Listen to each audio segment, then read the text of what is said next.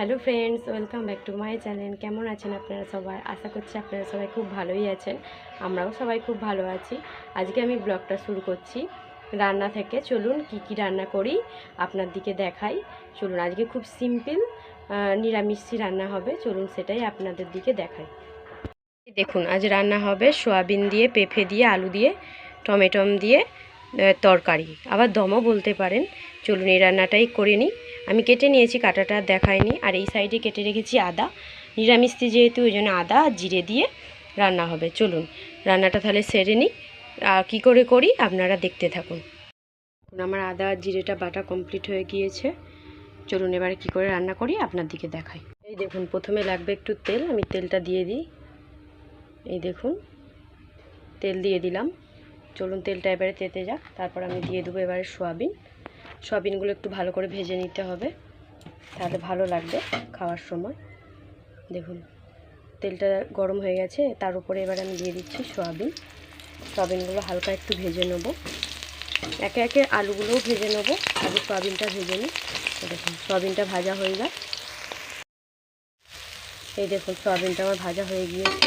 বেশি ভাজবো না, বেশি ভাজলে ভালো লাগবে না। একটু হালকা আর কি ভেজে নিয়েছি, যাতে করে দেখতেও ভালো লাগে আর খেতেও খুব টেস্টি হয়। চলুন এবারে নামিয়ে নিই। দেখুন আমি আলু আর পেঁপেটা ভাজা করে নেব। এই দেখুন একসাথে ওই জন্য বেশি করে আলাদা আলাদা আর ভাজবো না, একসাথেই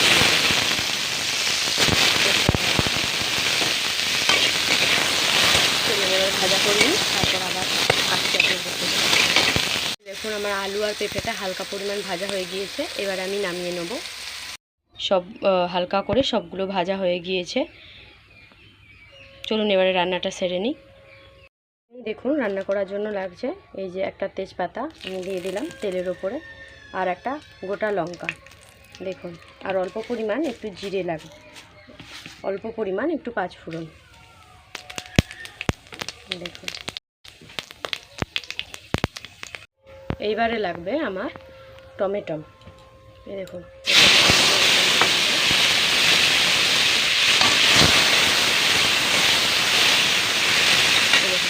টমেটোগুলো একটু গলে যায়, তারপর আবার দিচ্ছি আদা আর জিরেটা।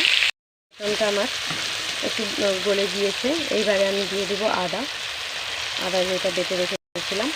আর আদা যাতে না ছিটকায় আমি একটু হালকা পরিমাণে একটু হলুদ দিয়ে দেবো, না এটা খুব ছিটকে আছে। আমি একটু হলুদ দিয়ে দিলাম। এবারে চলুন আদাটা একটু নেড়ে নিই। একটু ভাজা হয়ে যাবে আদাটা, তারপরে জিরে দিয়ে দেবো। আমার টমেটোটা ভাজা হয়ে গেছে। এবারে আমি দিয়ে দেবো জিরে, যেটা বেটে রেখেছিলাম, জিরে বাটা। জিরেটা ভাজা একটু নেড়ে নিই একসাথে। টমেটো আদা জিরে সব ভাজা হয়ে গিয়েছে। এবারে আমি একে একে সব সবজিগুলো এবারে দিয়ে দিই।